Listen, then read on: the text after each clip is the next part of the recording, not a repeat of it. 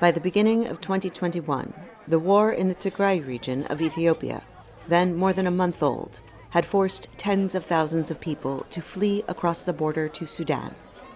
Refugees reported ethnic massacres, sexual assaults, and mass arrests.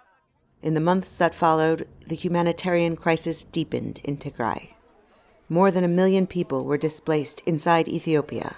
Aid workers warned of looming famine, and the few hospitals not damaged or destroyed were packed with war wounded, including children who had been stabbed, shot, or become victims of newly laid landmines. 11-year-old Goitom lost one leg and now suffers from infection and nightmares.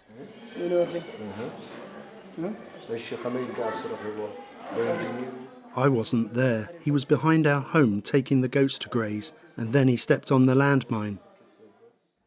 War broke out in the Tigray region in late 2020 between the federal government and local Tigrayan forces.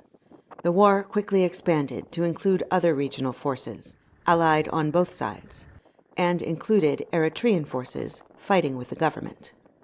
Both sides have been accused of massacres, torture, and other atrocities.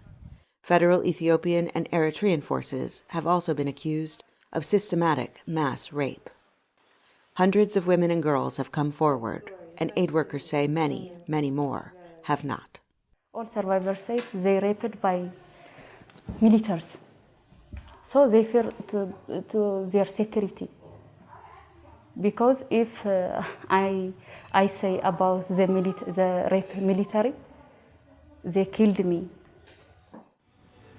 A national election in June re-established the authority of Ethiopian Prime Minister Abiy Ahmed, a Nobel Peace Prize winner, who then had control of the Tigray region. About a week later, Tigrayan forces recaptured the region and the war escalated, now engulfing many areas beyond Tigray. Abiy has vowed to crush his enemies. On December 17th, the United Nations voted to investigate abuses by both sides of the conflict, including the reported mass detention of as many as 7,000 people allegedly sympathetic to Tigrayan interests, among them 9 UN workers. In the battered Tigrayan countryside, many say they have seen so much tragedy, they no longer fear arrest.